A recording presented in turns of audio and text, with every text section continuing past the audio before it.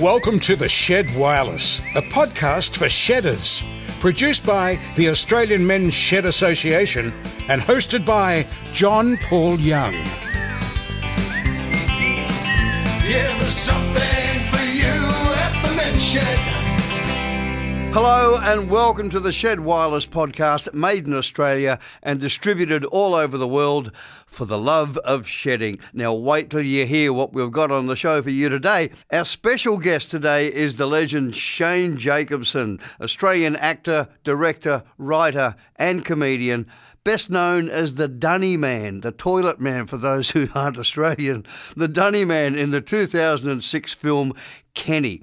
Our On the Road segment is back this month and I'm talking to Derek Bullock from the Camper Van and Motorhome Club of Australia about camp oven cooking. Stuart talks to author Anthony Smith about his new book, Default Depression, a movement to change the way we think about depression and suicide prevention in On the Pulse. Our shedder in the spotlight this month is Noel Tyre from the Laurieton Men's Shed in New South Wales. Marty dropped in there recently and got a tour around their antique tool museum. And Mac and I discuss who had the most hit songs, John Lennon or Paul McCartney, in Mac's Music Shack. I wonder who's going to win that. Rip Woodchip. Well, as usual, Rip's got a lot to say. Today he's yarning about depression and happiness. Okay, let's get into it. You're listening to The Shed Wireless with my good friend, John Paul Young. It's a podcast for shedders. Across Australia and around the world, get ready to shed. Yeah, there's something for you at the Men's Shed. I'm so pleased to be talking to Shane Jacobson today. That movie, Kenny, that's the one that really made everybody say, who's this bloke? It's, well, you know it better than me, mate. It's funny, isn't it? Because you kind of do a lot, well, in your own mind, you do a lot of stuff to get to the point, you know, and you would have done the same with music, I'm sure, that by the time people notice you, and as a weird analogy, I always use sport as an example. When you see a young kid run out, you know, whatever your game of choice is, whether it's NRL or AFL or netball, whatever it is, when someone walks out representing, you know, a major football team or a country, if it's their first game, everyone says, here comes the rookie. And I've always, it's fascinating. You go, for that kid to be there, they've probably been doing this for 15 years. Absolutely right. And so for me, Kenny was the breakout role, as they say, where Australia went, oh, who's this bloke? But, you know, leading up to that, I'd done 13 years of amateur theatre and sang in bands for a couple of years and did voiceovers and radio and was on Gold FM and had acted in TV commercials and all that kind of stuff. But, yeah, Australia had no idea who I was until, Kenny happened. Right. Now, let's speak about your knowledge of shit. Yes. It's extensive. Is your foray into this, does that include, you're probably a bit young for the old night soil times, are you? Or do you remember that? Yeah, so too young for me, but I know all about it. So the shit carters, as they were called in Victoria. Right. So the expressions were, if someone was going out, like the Port Phillip Bay in Melbourne, Victoria, for instance, you know, if there was no waves out there, my dad would say, have a look at that. The water's as flat as a shit carter's hat. That's why I'm talking to you, you know, because I want to know, do you know why those hats were flat? Yeah, because they used to put a hat on their head and then sit the can on top of their head and walk it out to the truck to empty the shit out. And so that's why they were flat. Yeah. And no creases in there to hide. No, and Dad saw a can break over a bloke's head once. Their can had rusted out at the bottom. He said, you know, he assumes it happened to them not semi-regularly, but regular enough. He said the guy didn't look happy about it, but wasn't as phased as any other human would be. And Dad said it, you know, left a memory never to be erased in his head. Absolutely. No, hats off to them, mate. They did one amazing job. and that was the other thing is in Melbourne, so many of those, like back then, cobblestone roads or bluestone roads, all those alleyways were for the shit cutters to get to the outhouses and drag. Yeah. And Dad said when you heard the nightman come, he said you used to have to kind of lift your privates up out of the way because they were in a hurry to rip that can out.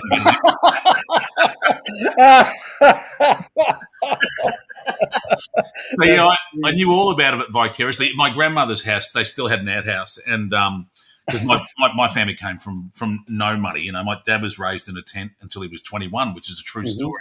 Yep. In fact, Dad said that when he was a kid, they were so poor they couldn't even afford to pay attention at school. but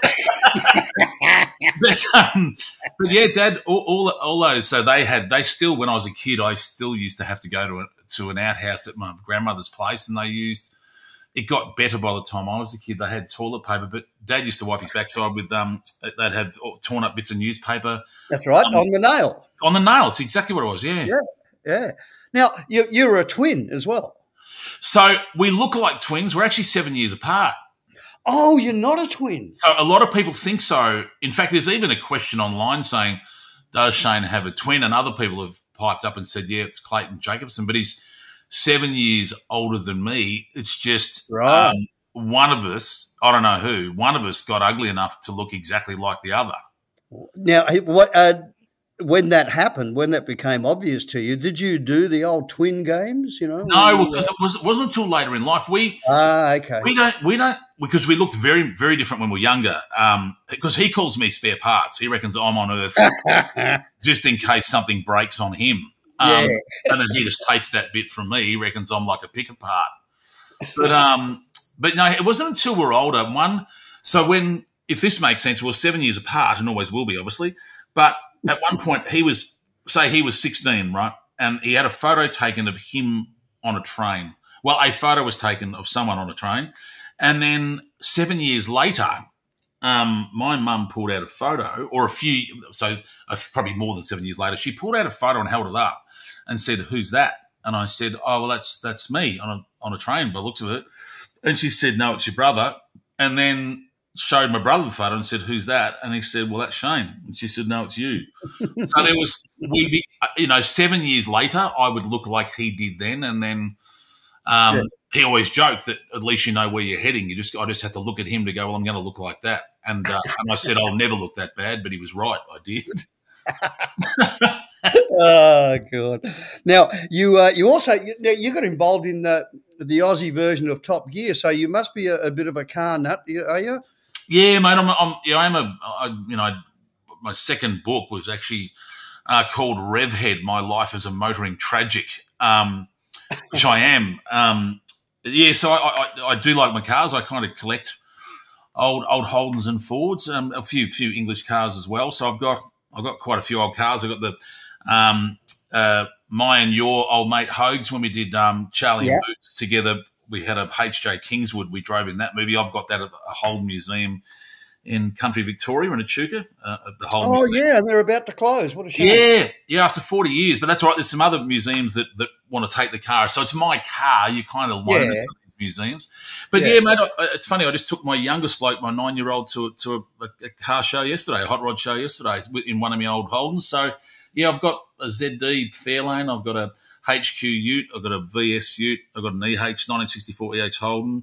I've got a 1965 F700 7-ton Ford truck. I've got a Morris 1100. I've got a 1963 pull handle. Yeah, so I've got a whole bunch of old bangers. But my second, I think it was my second car, my Morris 1100. Before that, I had a Morris Minor panel van. Did you? Oh, did you really? Yeah, 1954, I think it was. Yeah, and I now have a Fordson panel van. Fordson about 1952.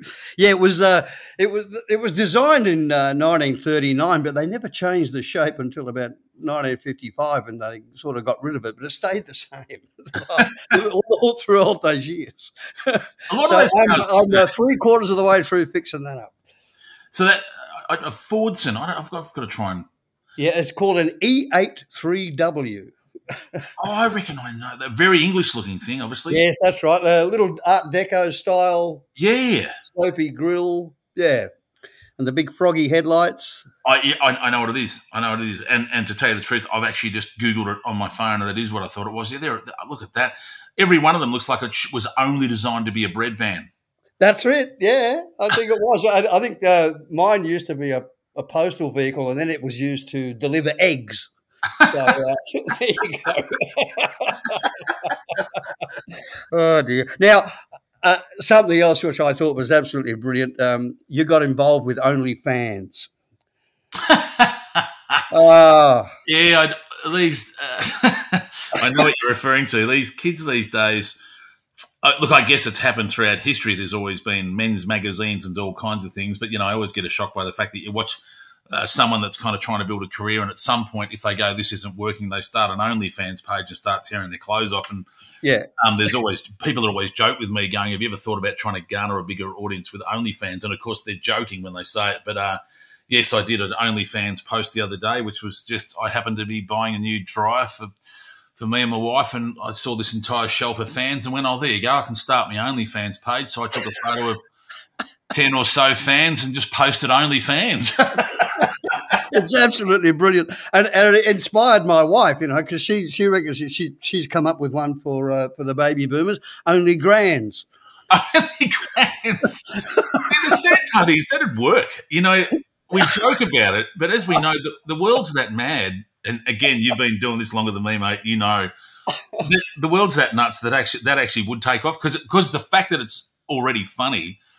Yes. My analogy for this, which is one of the many things I love about Australia, and my analogy for this is that if it's silly and nutty enough, Australians go, you know what, good on them, and they probably log on to go, let's go. And if it was just grandstanding, they're holding a piece of cake, blokes, people would just go, good on them, that's funny. They've taken it.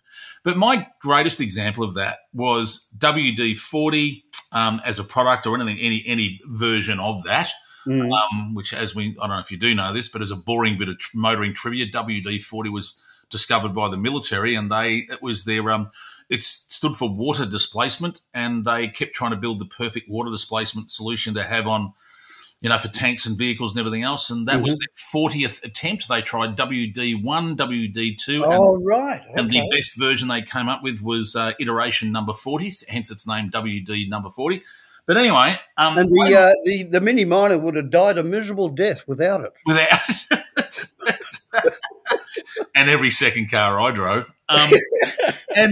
But the thing I love about it is when someone started a can of, and it was the same product, but it was called Start You Bastard. Yes, I remember that. And it just sold like hotcakes. As soon as that thing hit the shelf, the can of Start You Bastard, even I bought a can because it just made me laugh. And it's like, people are going, does it work? Now, it turns out it did. Yeah. But that's not why I bought it. I bought it because it was so ridiculous and so Australian. I went, I just need a can of that on the shelf. And that's what I love about Australia. So if your wife did Only Grands, I reckon it'd be a hit. Not in your life. Now, sheds. Now you have a sizable property up there near. Mount Macedon. Mount Macedon. Yeah, 6 acres. So you obviously have a shed. I've got. I don't think it's embarrassing to say how many I've got. Actually, I think on the tools. On the Shed Wireless 4, with John sheds, Paul Young. Right. And they're, decent. One's a double garage. The other one's a single door but double inside. And then I've got another one that's got 5 bays in it. And then I've got a 3-door garage. And I've got another 2 carports off the side of that. And another carport behind that that's quite big that can house the 7-ton truck. So, that I've run out of space to put things. So are you to be seen in there doing stuff? Yeah, I love it. I guess for the same reason most anyone that that's ever been in the shed and tinkered or enjoys doing that. I'm not saying everyone does, but I do. And my dream is to get to the point where I don't have a requirement to work as much and can just spend more time doing what I want to do. Sure. And it won't be anything of value to anyone else, but I do love going up there and tinkering. I'm not kind of the guy that rebuilds engines or anything yet. I just don't have the time, so I have people that do the work on my cars. But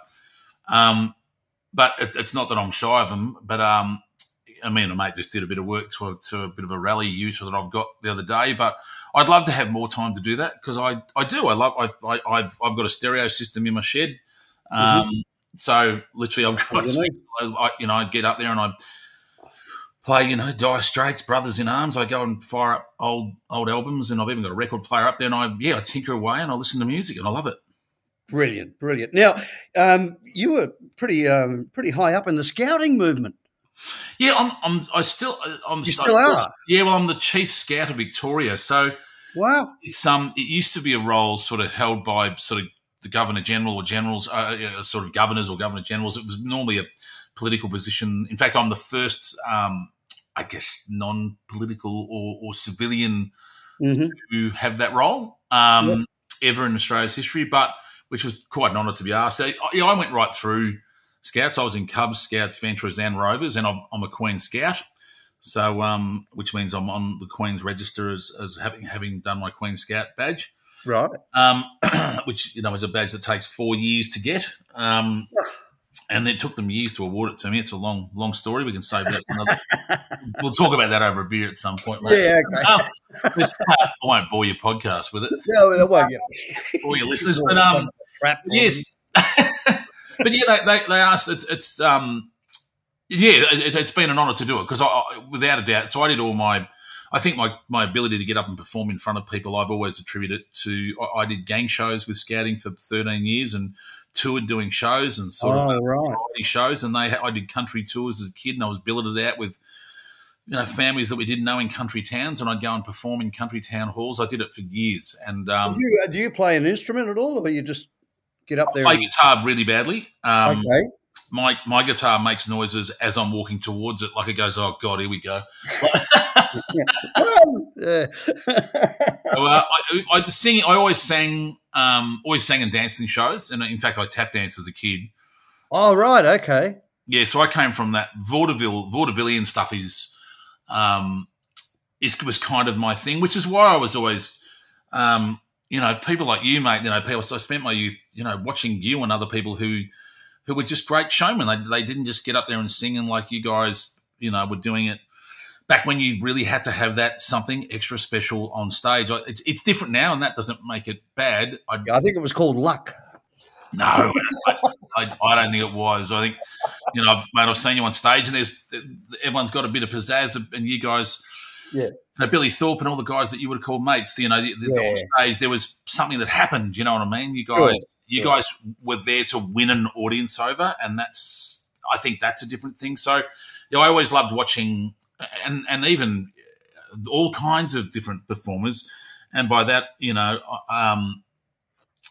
Shane Bourne telling a joke and Maury Field, playing ukulele, like all of that era, as well as performers like yourselves that this went on stage and knowing Ricky May, people like that went on a stage. Oh my God! Rhonda Birchmore still does it now, and Todd McKinney, who are amazing. When they go on stage. Oh look! Speaking of Todd, you're going to get on stage with him and do the Odd Couple. Yeah. That really excited me when I saw that. I thought, this is a good team here, and you're going to be a really good Felix, aren't you? God love you. God love you. Yeah, no, believe it or not, I'm playing the slobby Oscar. Who knew? Listen, give Todd my regards when you see him.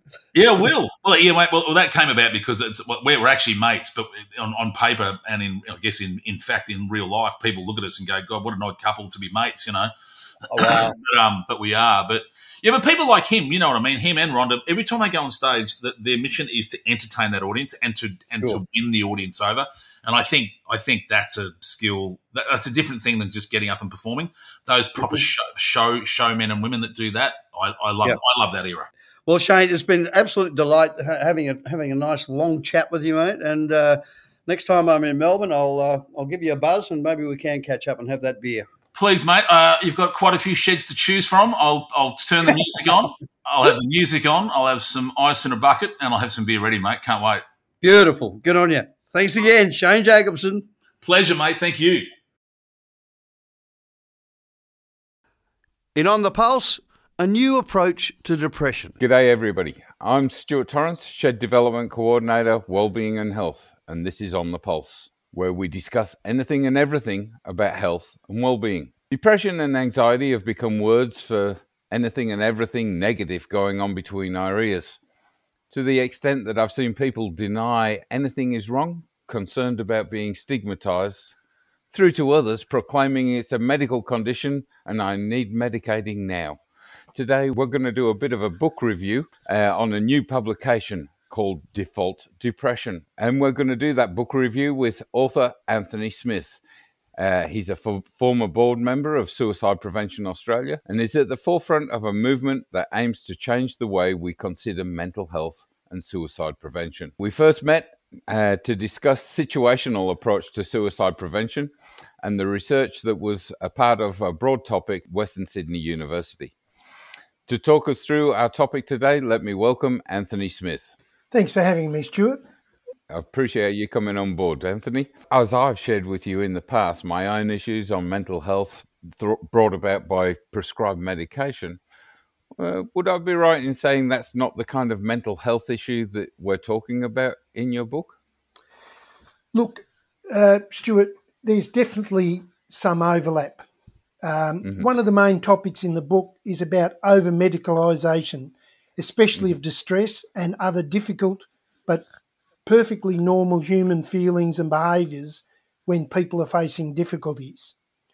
Now, this term over-medicalisation, it's about where we diagnose people with medical conditions and prescribe drugs when it may not be appropriate and it may actually be quite unhelpful to people. As I point out in the book, this is happening on a large scale. Your listeners may have noticed there's been a fair bit of publicity recently about antidepressants, both the harsh side effects that have been downplayed for decades and the major challenges of withdrawal from antidepressants. You can't just go cold turkey from antidepressants. So now we have these new medical guidelines for how to taper off antidepressants. So just imagine the challenges, say, for parents who want to taper their kids off antidepressants. And the kids probably shouldn't have been on the antidepressants in the first place. Yeah. Now, for any of your listeners who are interested or concerned about this, I recommend a recent TV documentary shown on the ABC, The Antidepressant Story, which was a BBC production. So, Anthony, just to take you back to our previous conversation, we spoke about situational approach to suicide. Can you, I suppose, clarify what you mean by situational approach to suicide prevention? I have co-written a number of papers about what we call the situational approach, and there's a fair bit about this in the book. But as you and I have spoken about in the past, Stuart, people I talk with get it immediately. It's to do with what's going on in a person's life that causes them distress. So just because they're troubled about something doesn't mean they have a mental disorder.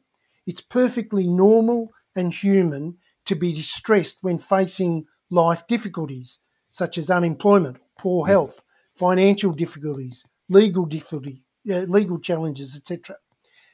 And I think we've been giving out unhelpful messages for the last couple of decades. You know, the message, go and talk to your GP. You might have, air quotes here, depression. I've been saying for quite a while that we've been targeting the wrong groups and issues with our suicide prevention. For example, I've been saying for more than 2 decades now that we should be looking at unemployment as a factor in suicide deaths. And last year, finally, the federal government has funded University of Adelaide more than $900,000 to do a major research project into unemployment. And a paper that I co-wrote is a reference for that research paper. That paper is called Situational Approach to Suicide Prevention Among Australian Males, the Role of Unemployment. Okay, so Anthony, basically what you're saying when we say situational approach, we're talking about things like unemployment, marriage breakdown, financial stress, those situations we find ourselves in that might make us a little blue. It might be the death of a loved one. You know, we're going to feel down for a little while that's sort of, really fresh in our mind and recollection. So whilst we might struggle through those particular occurrences, what you're saying is they're not depression, air quotes, as in a mental illness. Is that right? Yeah, that's right. Just because somebody is struggling with some challenge in their life at the moment doesn't mean they have a mental disorder such as depression or anxiety disorder. Fantastic. Okay.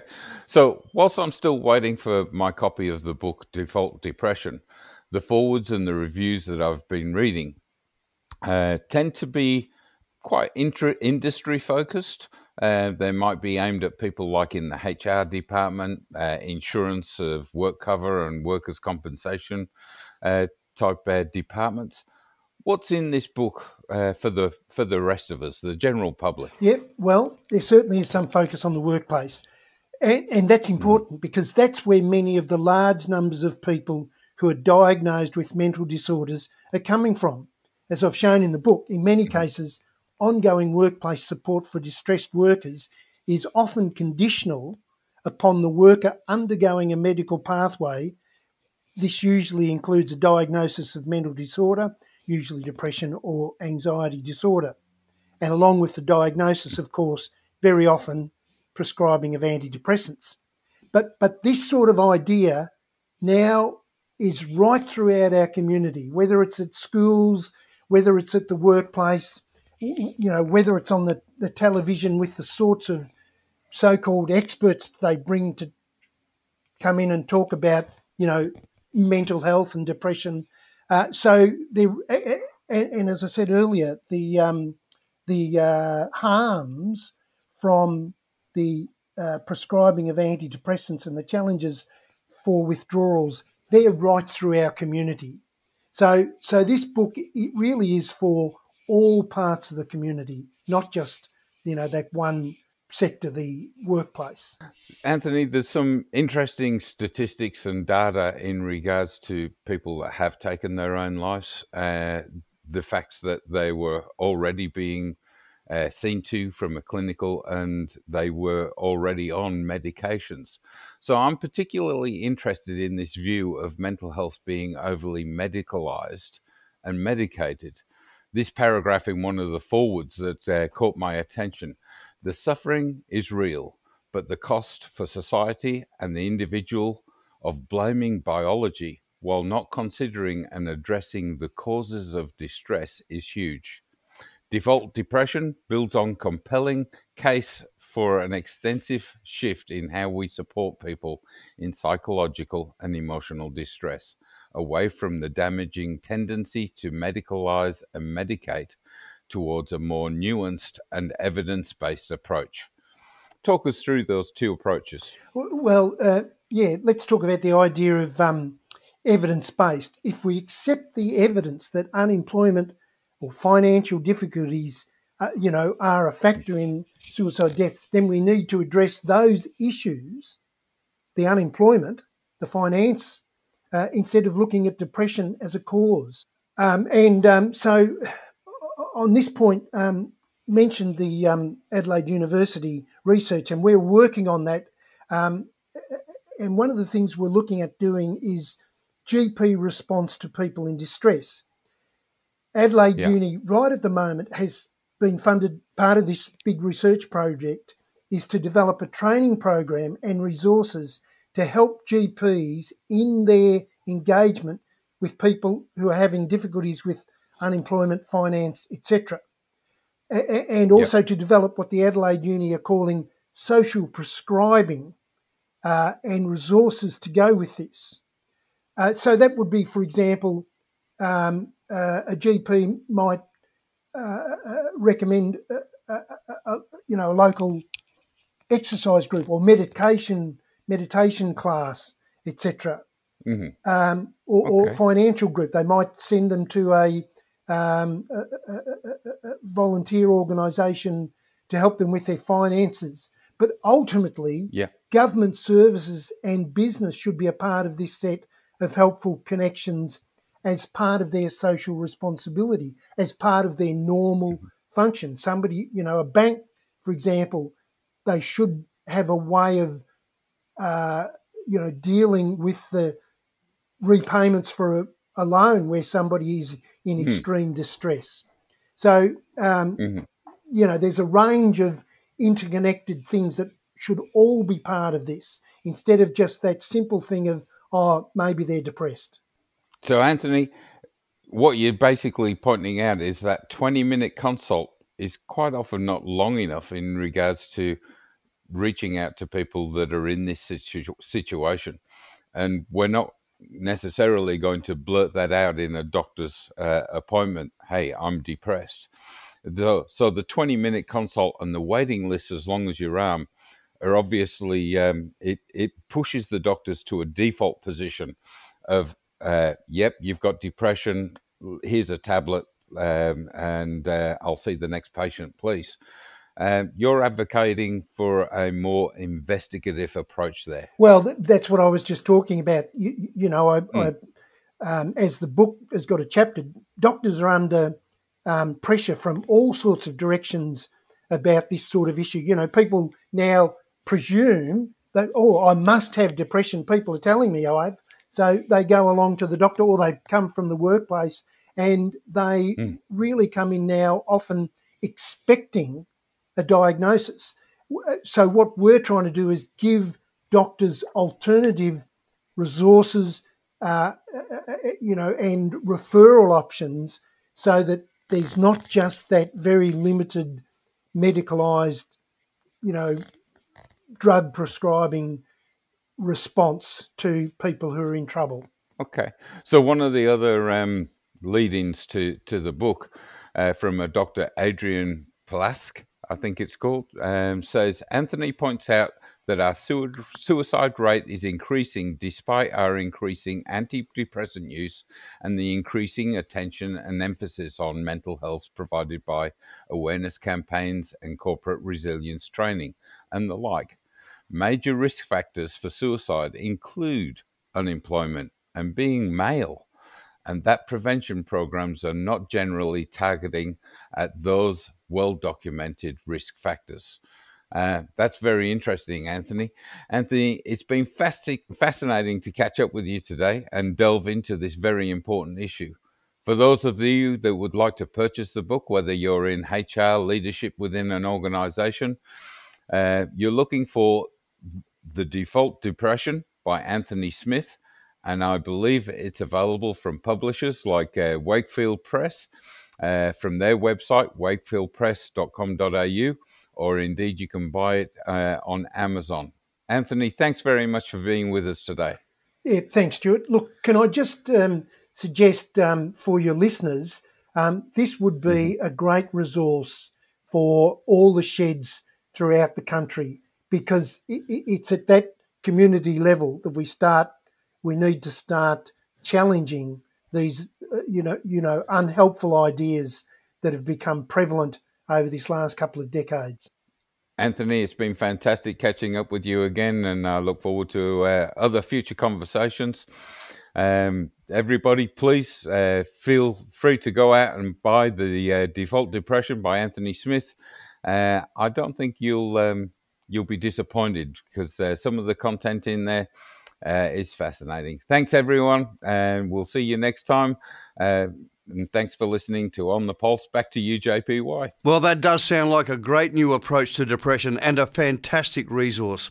If any of our segments has brought up anything upsetting for you, please call the Crisis Support Service Lifeline on 1311 14 or Men's Line on 1300 78 9978. That's 1300 78 9978. On the road, on the Shed Wireless. Derek Bullock started the Camp Oven Cooking and Camping in Australia chat forums many years ago, when modern camp oven cooking didn't have much recognition anywhere. He also writes for several magazines about camp oven cooking and camping. The forum grew to encompass all types of cooking for travellers and now includes the Weber Baby Q, which you can just about cook anything on. The forum has thousands of recipes and cooking ideas. He's now an active member of the CMCA, the largest RV club in Australia, and now retired. He travels extensively across Australia in his motorhome with his wife, Maggie. Tell me about this camp cooking. I mean, I'm about to start doing a little bit of camp cooking myself, but I've never really done the camp oven. So can you just, for my sake, if not for everybody else's sake, just run me through how you deal with a camp oven? Well, I'll tell you how I started. Way back, probably 40 years ago now, we were camped at Yeppoon at Emu Park in the caravan park there. And on a walk around, I saw this lady and she had this camp oven sitting on the ground beside the barbecue. It was a Badawi camp oven, one of the spun steel ones. And she was cooking a chook. And I'd never seen anything like that in my life before. So I got talking to her and she shared with me a book by Jack Absalom called Outback Cooking in the Camp Oven. Uh-huh. And I sat in the caravan park and read it from cover to cover, and I was absolutely fascinated that you could go out in the bush and cook just about anything you could at home in a camp oven. Now, how big is it? So I went home. Oh, well, they vary. I've got one that's 16 inches across the top. They go up to 20, 24 inches. Uh-huh. They can be quite big. Yeah. So after that trip, I came home. I bought a Badawi camp oven. I bought Jack's book. I actually got a signed copy of it, believe it or not. Uh-huh. And I started cooking. And believe me, you can cook anything in a camp oven that you can cook at home in your oven. They are brilliant. Now, how does a camp oven? I'm having trouble even visualizing what it is. How do you stop all dirt and everything getting inside? And how does it work? with much care. Basically, it's just a big cast iron pot. One of the big things is getting your heat right, as like the same in the oven at home when you're cooking. Yeah. What we do is you get a shovel full of coals out of your fire. You sit the camp oven on top of that, and you put another shovelful on top. Now that top layer will depend on how much heat goes into the camp oven, and that's pretty basically it. Put your roasts in. Is it just a loose lid sort of formation, or is it? Yes, just it's like a big Dutch oven. Yeah. Saucepan. Yeah. Like those lid just sits on top. French ones that you buy for home, the cast iron pots. Is it similar? Yeah. Yeah. But it is, but they have a shaped lid to hold the coals on top. They have a big lip so that you can get the coals on the top without falling off. Okay. So like a concave sort of lid. No, the other way around. They're domed. Oh, they're domed. They're a dome lid, and they come down with a big lip, with like a big ring around the outside. Oh, okay. Yeah. All right. Yeah. Now, do you put foil on the inside, or do you just leave it the way it is? How does it work? Basically, a new camp oven, you need to season it, which is just heating it with a good oil inside, and it forms like a patina over it, a black patina, and it's really like a non-stick surface. Yep. So, some people use foil. You don't need to. I don't use foil. Mm-hmm. When I'm baking bread or bread rolls, I just put a sprinkle of flour on the base of the camp oven and put the bread, the dough for the bread or the rolls straight onto that. So do you use a thermometer to check your heat? Many years ago, I did. I bought a little oven thermometer and I used to hang it on the lip inside when I was learning. But now you get a feel. You can smell when something's getting too hot. It's something practice. One of those things that practice makes perfect. And honestly, I've burnt a few good things. Derek, you saying the smell. That's one thing that's really been brought home to me lately, and something from the past that I'd forgotten about is that when you smell something cooking, you're getting just about ready. It's just about spot on, isn't it? That's right. Yeah. And I'll tell you, when you're in a campground and you bake a loaf of bread, and the smell that comes out of that camp oven and wafts around the campground, you can see people start to look. Yeah,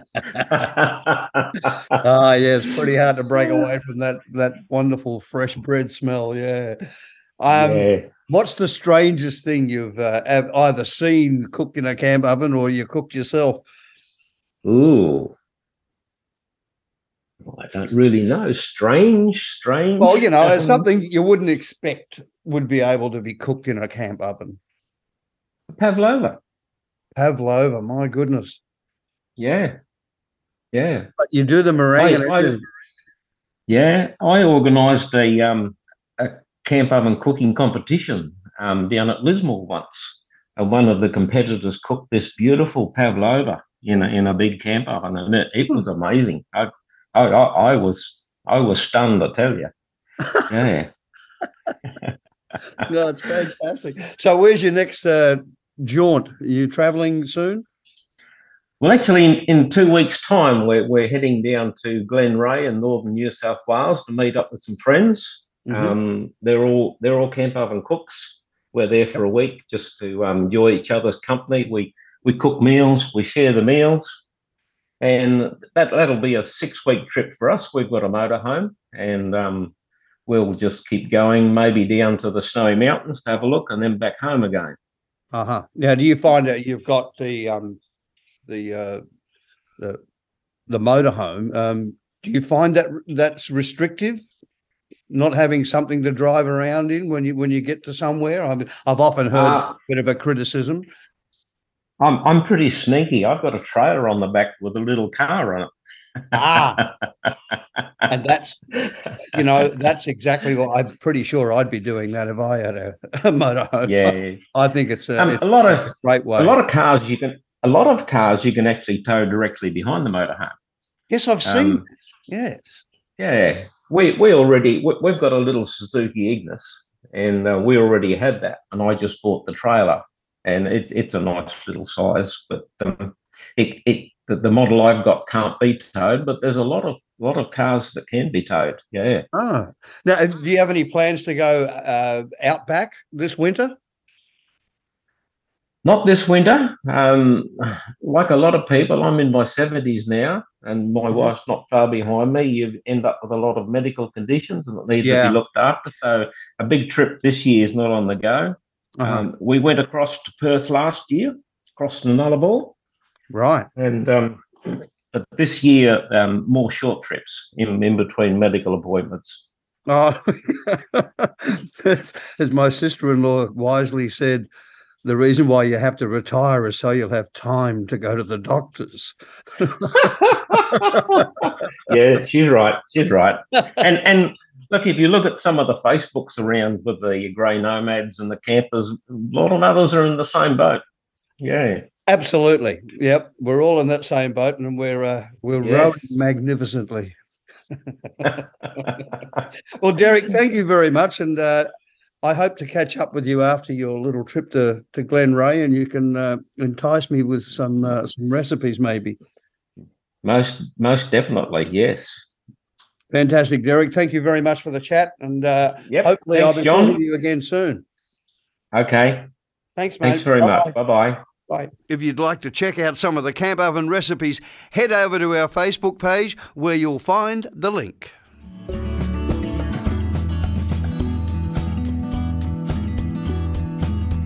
Shed Story.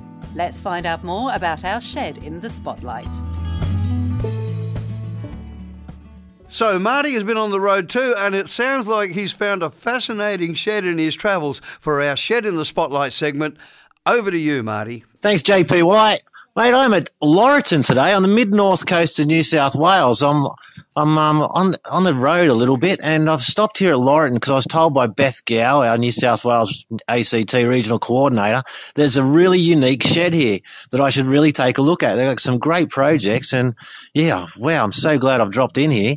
And so I'm here today with Noel Tyre from the Laurieton Men's Shed, who is, well, there's one of these main projects here that I'm so interested in seeing, and I'm sure my comrade Stuart Torrance would love to be here because this is an antique tool museum that these guys have put together. Noel, how are you, mate? Oh, good. Yeah, good, mate. No worries. Mate, how long have you been involved with the shed here? 2-3 years. So yeah. And you're the man responsible for this antique tool museum. Do you call it? Yes, it is a museum. All old tools, all the state way it used to be. As I said before, the electronic age come in. Yeah, right. The good old days. Oh, no, some of those tools I've seen in there, I've used before. So, yeah, mate. So, what is like? We're standing outside at the moment. Is this an old shipping container or something that you've? Yeah, that's what we're using these. Yeah, they're ideal here and they're cheap because we haven't got that much money for the men's shed. So we just buy these and restore them up a bit and like what's inside them, we've got to restore them and off we go. Mate, brilliant. And so, how did this idea come about for an antique tool museum? Well, a couple of the fellas here. I didn't start it completely, but they started it, and tools were being dropped in. It's an old area here, shipbuilding area, or boat building area, and it's a lot of old tools were left, and they just started coming, and they said, "What are we going to do with these?" And we thought, well, we'll just try and restore a few and see what it is. And all of a sudden it's taken off. It's all over Australia now. You've got these places selling all these tools. If you look up any city, towns and that, they'll have shops that do this. They sell. This is what they make their money out of. Yeah. Yeah, you're right, mate. There's a lot of interest in it. Let's just make our way inside. So the back door of this place, and I see a lot of this sort of stuff in the men's sheds around the place, but not this well put together, labelled and categorised like you've got it here. This is amazing. So, mate, where did all this stuff start to come from? I know, I see bits and pieces that get dumped on the sheds, doors and things like that, but where did most of this stuff come from? Well, it's an old area here. You've got to go back. My wife is a Laurie, what the town was named after. It was called Laurieton. And as I said, those early days, if you go back into it, the boat building industry and the timber industry in this area down to Wingham and out Gloucester Way was beautiful timber. And a lot of these chippies, what we call the old carpenters, carpenters, that's right. They really, especially, you can see by the tools there, these carving tools. That's what was used in those days. And you go right back into the 1800s. Some of these planes that are just down below us here, these wooden ones, they were used here in the 1800s. So that's the way it came about. Yeah, and then we thought, what are we going to do with these? So this is how it started. The interest started in the cities, and they started to look. We thought, well, we might get into this and start it up. Bloody brilliant, mate. We'll take a lot of photos and we'll get some video and things of all this so we can put it on our YouTube channel and on our blog and stuff so people can see it. Once again, one of those things you've got to see to believe, but so well put together and categorised. So what I'm looking at now is the whole wall categorised of the block hand planes.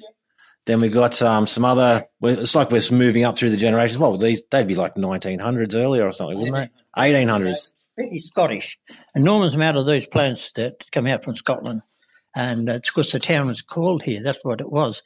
Laurieton, which is Scottish. And who's this Laurie fella they've named the town after? Well, it's the whole family. The Laurie family is in the area here. Yeah, it was called Laurieton, and that's how it came about. And so we're moving along. It's like then we've got the block planes. There's some of the block planes I would have used on the job back in my day. I can still remember that slightly. And then we go around. And it's all. But the thing is, you've got it categorised. See what's on all these labels. So this is all for sale, is it, mate? Yeah, it tells you where the plane what it's made is. It was done in Birmingham, and of course it's a duplex.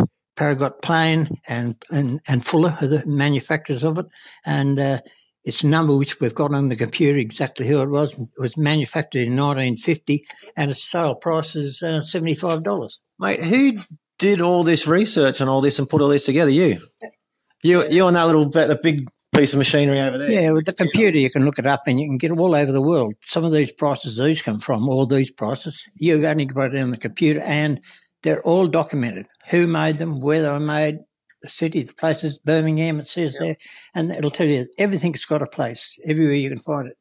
Yeah. Amazing. And then over this side, that's the sort of the wall of carving, you'd call that, wouldn't you? All carvings or so.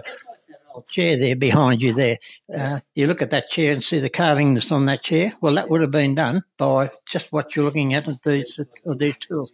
But you would, where would you see that today? No. Unless you could put it on a computer and they'd put it in, and they'd make them by the hundreds. But no. I really should have had Stuart Torrance with me here today. He would be wetting himself over this stuff. He loves this sort of rusty gold, as he calls it. And whenever we're on the road, he loves stopping on the side, stopping and seeing anything like this. So he will, he'd be very excited. He's going to like seeing these photos that I'll send that we're going to post. So, and what are these saws over here? These ones are interesting. These are those. What do they call them? Oh, I've lost the name of that one. Is that an old bow saw or something? Yeah, it is a brand, but there's about 4 or 5 different brands. That by that emblem that's on there, you can see they've always got a little circle thing on. We look that up and see exactly who it was, and then they'll have their own name on it. That's why I can't tell you a name because they'll call it whatever they want. Yeah. Or the name manufacturer put his name on it. Could have been, Plenty of lathe tools here too, the old kind, wooden tools, spoke shaves, Sammy spoke shaves, what's this, the old Stilsons, plenty of Stilsons. Oh, what are these, these are the old boot making, what is it called? A boot blast, but there's a 4-way one with 4 on it. I mean, there's 3 ones, 2 ones, and but this particular 4 one, we're trying to work out where it comes from. Yeah. Where the hell did it turn up from? Just somebody gave it to us. I've never actually seen one. That's brilliant. That is, mate, if anyone's coming through Laurieton, make sure you drop in to see this place. Give these guys a call. This is amazing. And moving right along, there's just so much to see. Whole lot of brass. What's restoring fire sticks? Yeah, the old hand saws. You've been doing all those up. How you can get filled very easily. There's a plane that's exactly the same as what we've got here. It's the Stanley. Yep. There they are. Right. Identical. Yep. One's made in Russia, one's made in England, and you can't tell the difference. Yep. That's the way where you got to be so careful. I reckon the Russian one's a bit dodgy. I don't know. Mate, this is incredible. This is definitely worth looking for. Do many people come to come and see your museum? Do they know about the locals and things? Come in, yeah. My word, come in and say, I remember my dad had one of those, and my granddad had one of those. And that's what they say. And they spot things like spoke shavers over there, and they have a look and say, I think I've still got one of those. And next week it turns up and say, you might as well have it because that's how we go. It just generates itself, sort of thing. But do you sell much of it? Is it for? We will be. I sold $250 worth of planes the other day. But that goes to the shed and things we can buy in then. But it's for you, it's a labour of love, isn't it? That's right. Yeah. So that's what we're doing. Yeah. So continue to go, but you've sort of handed over the reins of this one onto somebody else, haven't you? Yeah. I've got a few medical problems, so I don't got to be here that long, so I'm just Yeah. Oh, look at that. Hair's coming out. Jeez. Yeah. Well, if this keeps you going, if this what gives you your pleasure, mate, I can see you must get a lot of pleasure out of this, mate. Yeah. Yep, it is. I've had a lot of good times, good mates, and learned a lot too because a lot I didn't know about it. I'm a mechanical engineer by trade. That was my and. But I wasn't a chippy, but that's what I've learned. So where did the interest of the tools come to you to start with then? Well, I seen this here and it was in a bit of a mess and I thought, well, I'm going to have a go. I'll come in here and I can do this because I can repair as well. So next door, we've got a little workshop in there next door and tools I can pull apart and we might get 2 or 3 the same and I can make one up out of 2 or 3, being an old fitter and that. That's how it works. Brilliant. And like I say, I see little snippets of this at other sheds. They do this sort of thing, but you've taken this to the next level by the painstaking work you must have done in the research and the categorising and stuff, mate. So, mate, it's an absolute credit to you. And, mate, thank you so much for taking us through today. Been bloody brilliant. So, all right, Noel. We'll hand over back to JPY, but thanks, Noel, for taking us through this. And like I said, once again, I encourage anyone to come through, that's coming through Laurieton, to just take that little turn off and come out here and have a look at the Laurieton Men's Shed and their antique tool museum. All right, back to you, JP. Thank you. We recognise the Biripai people as the original occupants of the land upon which the Laurieton Men's Shed sits, The Biripi people have lived in the area for more than 40,000 years. Now, once before, Mac and I had a chat about which Beatle had the most hit songs, John Lennon or Paul McCartney, but we didn't come to a definite conclusion. So today we delve back into the old great debate. Well, as we stroll back into Mac's Music Shack, we're going to have a chat about one of the long-running arguments about, who had the most hits, John Lennon or Paul McCartney. I've long been a student of McCartneyism, and you've long been a student of the Lennon grad.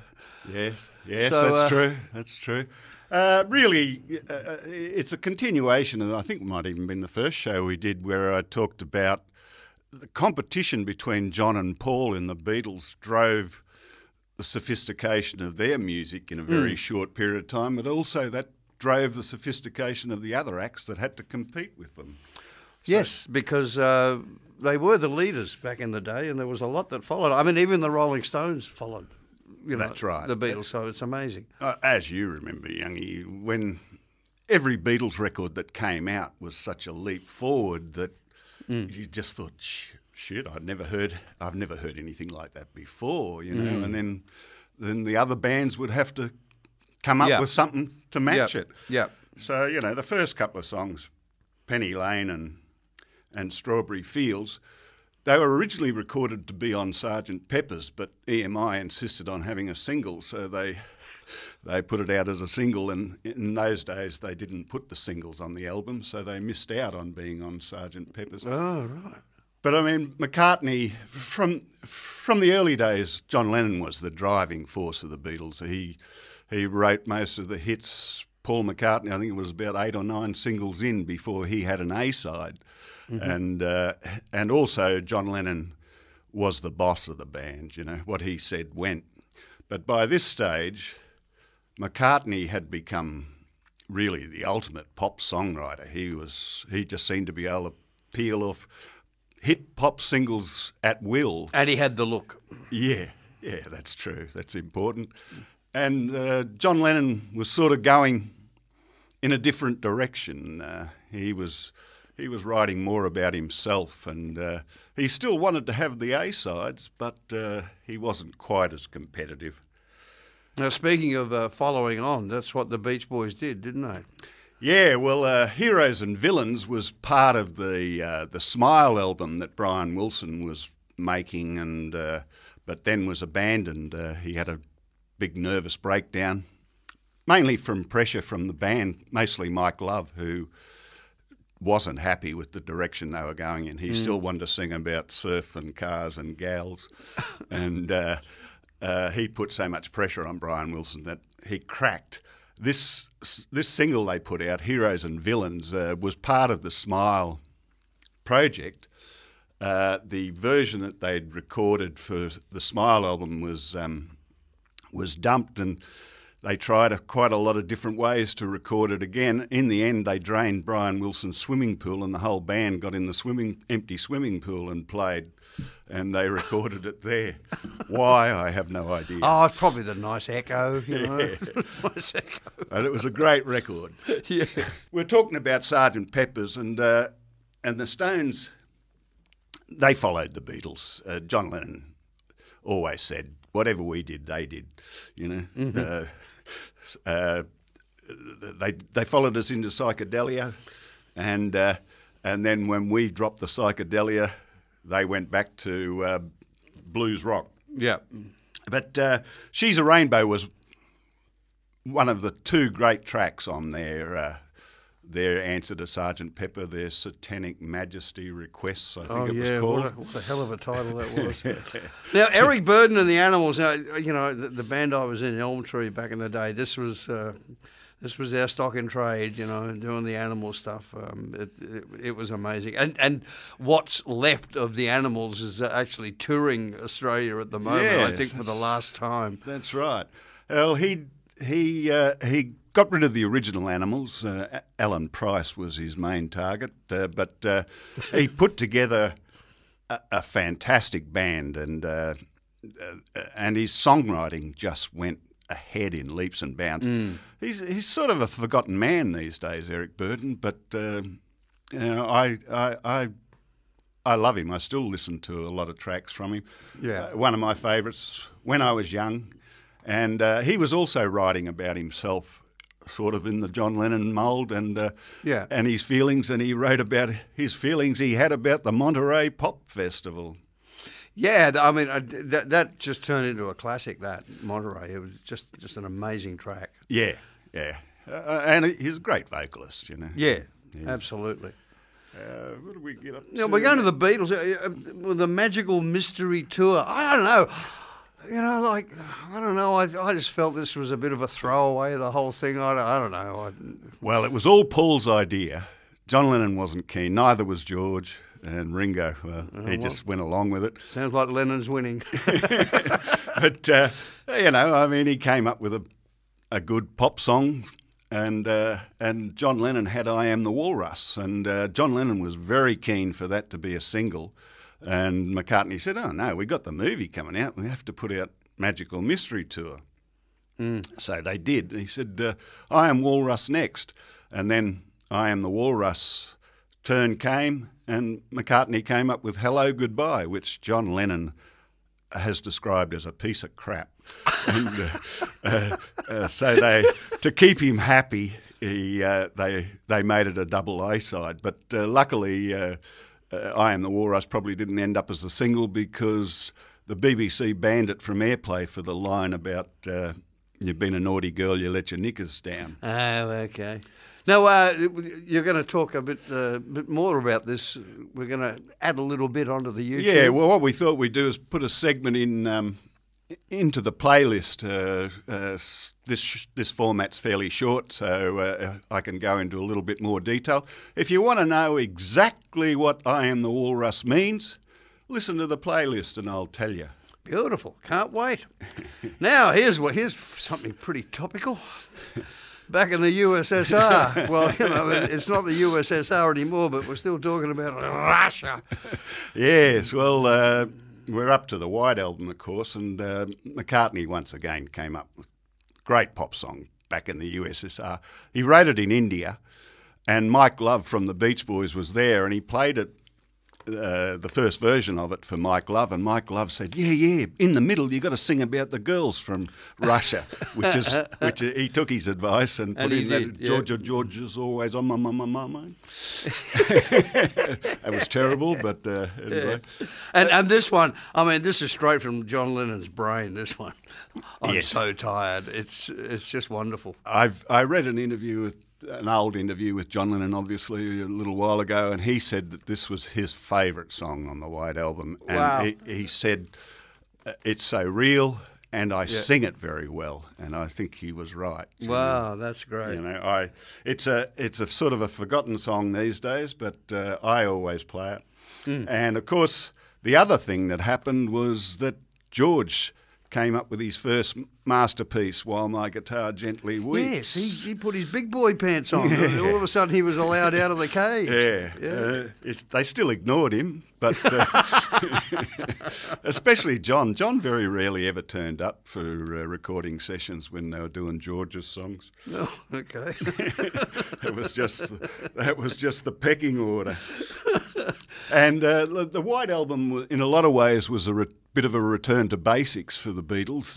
They sort of dropped all of the studio trickery and played as a band. Because they were the leaders, what did the Beach Boys do? They did Do It Again, and Mike Love got his wish, and they were singing about girls and cars and beaches again. And to back up what John Lennon used to say about the Stones went back to their forte of blues rock with Jumpin' Jack Flash and Street Fightin' Man. Yeah. I mean, Jumpin' Jack Flash, just about every band on the planet has had a crack at that one. And nobody can work out the right chord because he used some sort of own tuning on that. And never ever sounds exactly right. Yes. What a band, the Small Faces. Yeah, well, I thought I'd put these in because, I mean, we're talking about particular artists, but as I said, all of the other artists had to compete, and the Small Faces and the Who both started out as pretty basic R&B bands, but they progressed in a very short time. Tin Soldier is still one of my all-time favourite songs. I was playing it yesterday, and I just love it. Yeah, it's fantastic. And really the Who, I can see for miles. Pete Townsend thought that this was going to be the Who's very first #1 single around the world. He was so proud of this song. He didn't release it for a long time. He wanted everything to be just right. And it didn't turn out that way. It was a bit of a disappointment sales-wise. But it's a great record. And I'm talking about the Beatles influencing these other bands. Well, these other bands had influences on the Beatles too. If you want to learn a little bit more how the Who and the Small Faces influenced Paul McCartney's Helter Skelter, well, that'll be in the playlist too. So go and have a listen. Yeah, an extra little bit there for you if you want to hear some more about that. So you were talking about Helter Skelter, so let's do that. I mean, it was just, when I first heard this, I just thought, it's just such a cacophony, but I liked it. But it worked. Yeah. It worked. Yeah. The John's big thing about the White Album, he wanted Revolution to be the single from the Well, White. no surprises there. No. And he was very, very hot for it. The other three weren't so keen, and they said, well, it's too slow for a start. How about you redo it and speed it up? So he was so keen for it to do, he agreed. And then they released Obla Dee Obla Da as a single. With While My Guitar Gently Weeps on the B-side. So he was shut out of the single altogether. And he redid Revolution, and everybody was satisfied with it then. And it was set to be the next single, and Paul came up with Hey Jude.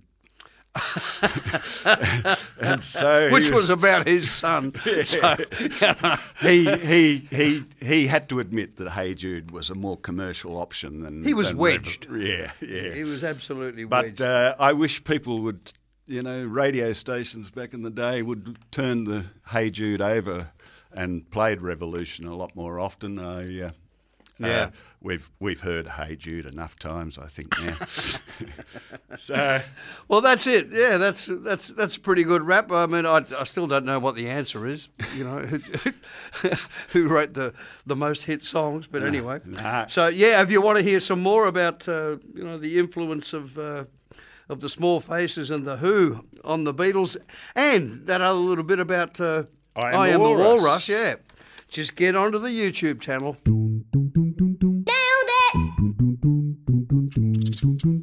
Nailed it. Nailed it. Nailed it with Rip Woodchip. G'day, Shadows, Rip Woodchip here. How y'all going today? I've just been to the doc to get me new script for me happy pills. Yeah, I know what you're thinking, fellas. Why would Rip Woodchip need happy pills? He's the coolest bloke on the planet and doesn't have a care in the bloody world. And I hear you, gents. On the surface, I look like I've got it all going for me. But that doesn't mean that I don't sometimes have a bit of a struggle in my own head. And even though I try to do the best I can to keep the brain at bay, it doesn't hurt to have a bit of a backup. I used to think that maybe I just needed him to get over a slump now and again. And then when things got better, I could just get off him. But after years of trial and error, I've come to the conclusion, for me anyway, I just need him to keep helping me boat steady. I know they aren't for all, but me, and the missus, reckon I'm better with them than without them. But I know they're not the be-all and end-all too. I've always made sure that I tried everything else that would put me in the best state of mind at all times. I mean, nowadays, there's a pill for just about every ill, but I reckon we really need to do everything we can before we put anything in our gob that might even cause other side effects. Based on my own experience, I believe that depression, or the black dog as they call it, is a real thing. But I also reckon that sometimes we don't give ourselves a fight and fair go in the self-care department, and so we can be our own brain's worst enemy. I mean, if you're not eating healthy food, getting outside in the sunshine, getting a good night's sleep and surround yourself with good people, well, then you aren't giving yourself a fair bloody chance. So I make sure I'm always ticking those boxes if ever I'm feeling a bit lower than usual. Hear what I'm saying? So you just got to make sure you take it all into perspective. I mean, there was this mate of mine, right? Barry. He was feeling pretty low. I mean low. And he rang me one day because he'd come to the conclusion that he needed medicating or he was going to do something he might regret. And he wanted me to go with him to the doc. Now, I hadn't seen Baz for a while, so I made the effort to go around and see him for a cuppa and a chat. Turns out, Baz had a bit going on in his life since we last spoke. His missus had left him, his dog had died, and because he wasn't performing at work, he was about to lose his bloody job. Well, no bloody wonder he was depressed. And all he was doing was self-medicating with beer and whiskey of a night. So I took it upon myself to keep well in touch with him for the next few weeks. I got him to come with me on the daily walk. I took him down to the shed a few times for a bit of a laugh with the other lads and just generally lent me ear and let him know that these kind of things can get to the best of us. Me mate Stuart calls it situational health. What is it we're doing or not doing, or what is it that's currently going on in our life that might be having a detrimental effect on our mental health? And what could we be doing to improve it? I know that on my own behalf, me morning walk for half an hour is as much about me noggin as it is about kicking off back the kilos. I know that just by taking the time to get those endorphins flowing, I'm going to have an indefinitely better day, or at least give myself the best chance. And there's a whole lot of other stuff I try to mix into the routine on a routinely basis that I know will also help in the process. I mean, even just going to the shed is good for me head. It gets me out of bed of a morning, keeps me laughing, and I'm using me brain. It's all good stuff. Anyway, shedders, I'm out to the shed now for me daily dose of sawdust and sarcasm. Good on you, fellas. Look after yourselves. See ya. Well, that's a wrap for today's episode. Drop me an email to theshedwireless@menshed.net. Remember to share the podcast with your shedding mates. Give them a hand to follow along on Spotify if you can, or send them to www.menshed.org/theshedwireless, where they can now just click on the YouTube link. Until next time, folks, for the love of shedding.